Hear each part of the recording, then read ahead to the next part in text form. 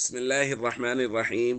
عن أبي الدرداء رضي الله تعالى عنه قال قال رسول الله صلى الله تعالى عليه وسلم: أكثر الصلاة علي يوم الجمعة فإنه مشهود تشهده الملائكة. رواہ ابن ماجہ۔ نبی کریم صلی اللہ علیہ وسلم نے ارشاد فرمایا، جمعہ کے دن مجھ پر درود زیادہ پڑھا کرو، کیونکہ اس دن میں خاص قسم کے فرشتے حاضر ہوتے ہیں۔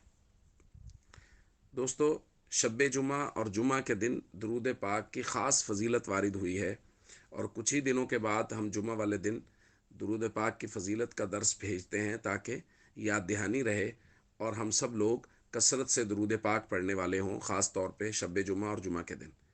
ایک روایت میں نبی کریم صلی اللہ علیہ وسلم نے فرمایا: اکثروا من الصلاة علی فی یوم الجمعۃ ولیلۃ الجمعہ، شب جمعہ اور جمعہ کے دن کثرت سے مجھ پہ درود پڑھا کرو۔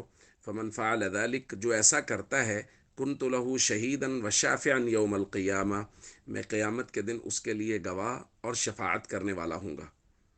ایک روایت میں نبی کریم صلی اللہ علیہ وسلم نے ارشاد فرمایا: من صلی علی یوم الجمعۃ ولیلۃ الجمعہ، جو شخص جمعہ کے دن اور شب جمعہ میں درود پاک پڑھتا ہے، قضى اللہ لہ مئۃ حاجہ، اللہ اس کی 100 ضروریات کو پورا فرماتا ہے۔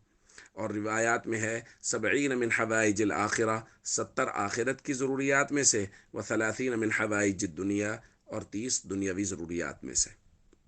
تو درود پاک عام دنوں میں پڑھنا بہت برکت کا باعث ہے، اور شب جمعہ اور جمعہ کے دن پڑھنا تو بہت ہی زیادہ فضائل رکھتا ہے۔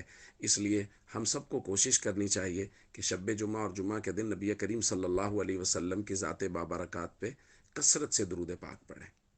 السلام علیکم ورحمۃ اللہ وبرکاتہ۔